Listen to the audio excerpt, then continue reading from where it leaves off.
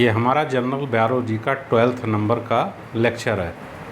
इस 12th number के lecture में जनरल बायोलॉजी में जो आज हम पढ़ाएंगे वो जिम्नोस्पर्म प्लांट्स के बारे में पढ़ाएंगे। तो प्रेजेंट टाइम पर जो तुम स्टडी करने जा रहे हो वो जिम्नोस्पर्म प्लांट्स की स्टडी करने जा रहे हो।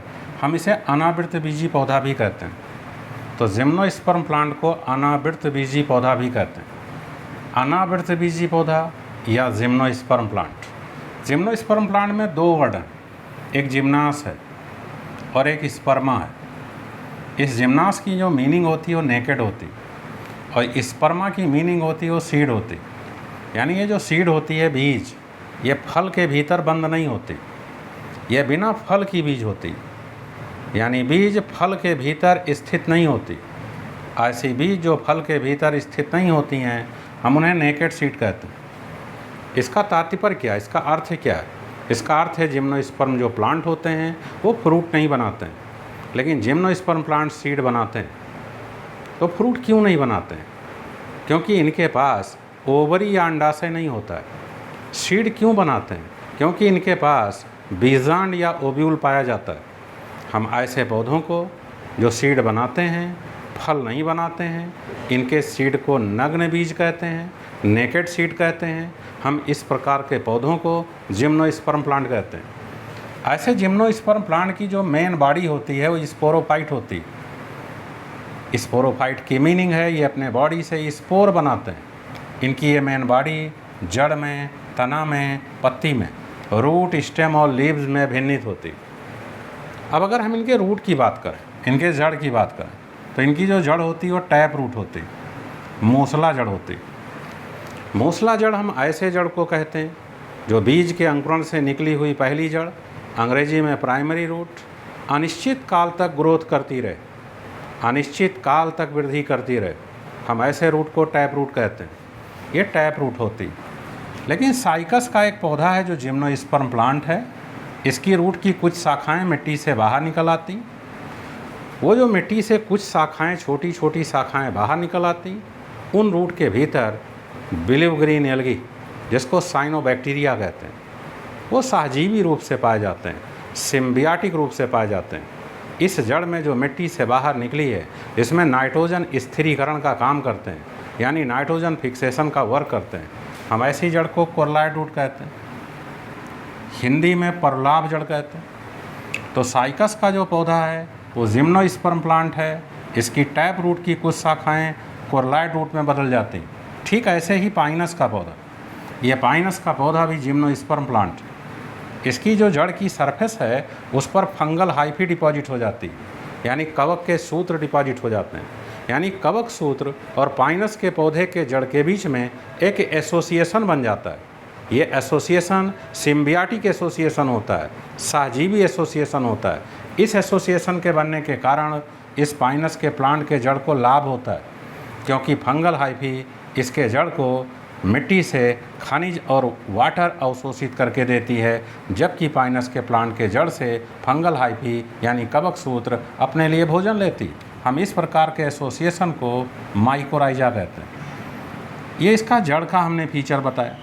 ये इसका तना है, स्टेम है। कुछ ऐसे अनावृतबीजी पौधे हैं जिनका स्टेम अशाखित है, अनब्रांच्ड, जैसे साइकस। कुछ ऐसे अनावृतबीजी पौधे हैं जिनका तना ब्रांच है, शाखित, जैसे पाइनस, जैसे सेड्रस। इनकी पत्तियां सिंपल भी होती, लेकिन अधिकांश पौधों में पत्तियां कंपाउंड होती, यानी संयुक्त होती। जो संयुक्त पत्तियां होती हैं वो निडल जैसी होती। इससे पत्ती की सरफेस एरिया घट जाती। इस निडल जैसी पत्ती के सरफेस पर मोटी क्यूटिकल पाई जाती, जो पानी के वाष्पोत्सर्जन को रोकती है। पत्ती के सरफेस पर स्टोमेटा होते हैं, लेकिन पत्ती के अंदर धंसे होते हैं। इन्हें धंसा हुआ रंध्र, सनकेन स्टोमेटा कहते हैं। ये जो तीन फीचर हैं, तीन करैक्टर हैं, ये पत्ती से वाष्पोत्सर्जन की दर को घटाते हैं, अर्थात पानी निकलने से रोकते हैं। ऐसे करैक्टर को मरुद्भिद लक्षण कहते हैं, जीरोफाइट करैक्टर कहते हैं। यानी जिम्नोस्पर्म प्लांट प्रायः जीरोफाइट करैक्टर को प्रदर्शित करते हैं। इनकी जो पत्ती है वो मॉडिफाइड हो जाती, वो मॉडिफाइड होकर के स्पोरोफिल्स बनाती। ऐसे ही स्पोरोफिल्स सघन रूप से लगे होते हैं। इस सघन रूप से लगे होते हैं, इनको स्ट्रोबिलस कहते हैं। हम इनको कोन शंकु कहते हैं। इस शंकु पर पाई जाने वाली स्पोरोफिल्स आकार में छोटी होती हैं, इन्हें माइक्रो स्पोरोफिल्स कहते हैं। आकार में बड़ी होती हैं, इन्हें मेगा स्पोरोफिल्स कहते हैं। ये जो मेगा स्पोरोफिल्स होती हैं, ये फीमेल स्ट्रोबिलस को बनाती हैं, फीमेल कोन को बनाती हैं। जो माइक्रो स्पोरोफिल्स होती हैं, ये मेल कोन को बनाती हैं, नर शंकु को बनाती हैं। इस माइक्रो स्पोरोफिल्स पर स्पोरेंजिया पाए जाते हैं। ये स्पोर बनाते हैं मियासिस से। ये स्पोर हैप्लॉइड होते हैं। ये स्पोर परागकण पॉलन ग्रेन में बदल जाते हैं और परागकण पॉलन ग्रेन में बदल करके माइक्रो स्पोरोफिल के स्पोरेंजियम से स्वतंत्र हो जाते हैं। अब जो फीमेल कोन होता है, फीमेल स्ट्रोबिलस होता है, उसकी यूनिट मेगा स्पोरोफिल्स होती है। वो मेगा स्पोरोफिल जो होती है, उस पर ओव्यूल पाए जाते हैं, बीजांड पाए जाते हैं।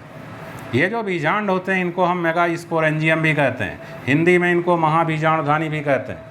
अगर हम इस ओव्यूल का स्ट्रक्चर देखें तो इस ओव्यूल के भीतर स्त्री धानी पाई जाती है, आर्चिगोनिया पाई जाती। स्त्री धानी या आर्चिगोनिया ओव्यूल के भीतर स्थित होती है, यानी बीजांड के भीतर स्थित होती है। एक तरीके से फीमेल सेक्स ऑर्गन है। इस फीमेल सेक्स ऑर्गन आर्चिगोनिया के भीतर फीमेल गैमीट यग सेल्स बनती। वो जो फीमेल गैमीट यग सेल्स बनती है, इस आर्चिगोनिया के अंदर स्थित होती। ये आर्चिगोनिया इस ओव्यूल या बीजांड के अंदर स्थित होती। ये करेक्टर, इस करेक्टर को हम मेगा स्पोरोफिल पर स्टडी कर सकते हैं। ये पॉलन ग्रेन इस ओव्यूल के भीतर प्रवेश करते हैं। अगर प्रवेश करते हैं तो हम इसे पॉलिनेशन कहते हैं। ये पॉलन ग्रेन अपने भीतर मेल गैमीट बनाते हैं। आर्चिगोनिया के भीतर स्थित फीमेल गैमीट से मेल गैमीट संयोजित हो जाती। दोनों गैमीट मिल जाते हैं। दोनों मेल गैमीट मिल करके जायगोट बनाते हैं, यानी निषेचन की क्रिया संपन्न हो जाती। जैसे ही जायगोट बनता है आर्चिगोनिया के भीतर, ओव्यूल के भीतर, इस ओव्यूल में तमाम परिवर्तन होते हैं। ये ओव्यूल बीज में परिवर्तित हो जाता है, जायगोट एम्ब्रियो में परिवर्तित हो जाता है। कुछ सेल्स बचती हैं। वो जो सेल्स बचती हैं, वो उस एम्ब्रियो को पोषण देती हैं। जो पोषण देती हैं, उनको भ्रूणपोष इंडोस्पर्म कहते हैं। ये इंडोस्पर्म निषेचन से पहले बनते हैं। ये इंडोस्पर्म आगुणित हैप्लॉइड होते हैं। ये बहुत बड़ा करैक्टर है, बहुत मुख्य करैक्टर है जिम्नोस्पर्म प्लांट का, कि इसके अंदर जो भ्रूणपोष पाए जाते हैं बीज के भीतर, ये आगुणित होते हैं, हैप्लॉइड होते हैं, निषेचन से पहले निर्मित हो जाते हैं। इतने करैक्टर, इतने लक्षण जिस भी पौधे में उपस्थित हों, हम ऐसे पौधे को अनावृत बीजी पौधा, हम ऐसे पौधे को जिम्नोस्पर्म प्लांट कहते हैं। इस जिम्नोस्पर्म प्लांट का एक एग्जाम्पल लिखा है साइकस, दूसरा एग्जाम्पल लिखा है पाइनस, तीसरा एग्जाम्पल लिखा है गिंगो, चौथा एग्जाम्पल लिखा है सिकोया। ये सिकोया को रेडवुड प्लांट कहते हैं। ये टॉलेस्ट जिम्नोस्पर्म प्लांट है, बहुत बड़ा जिम्नोस्पर्म प्लांट। ये जो गिंगो है, इस गिंगो की फॉसिल्स जीवाश्म भी पृथ्वी पर पाई जाती।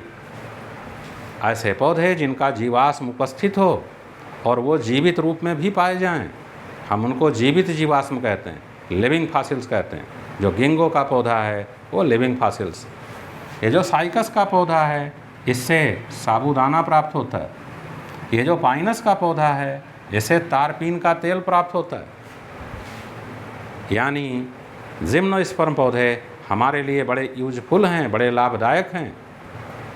इस तरीके से तुमने अभी जिम्नोस्पर्म के बारे में तमाम बातों की स्टडी की, तमाम बातों को सीखा। हमारा अगला वीडियो भी आएगा, वो जनरल बायोलॉजी का आएगा। ये सारे वीडियो एक एक क्रमानुसार आएंगे, देखते रहोगे। बहुत सारे क्वेश्चन हमारे इस वीडियो से सॉल्व होते रहेंगे। ओके।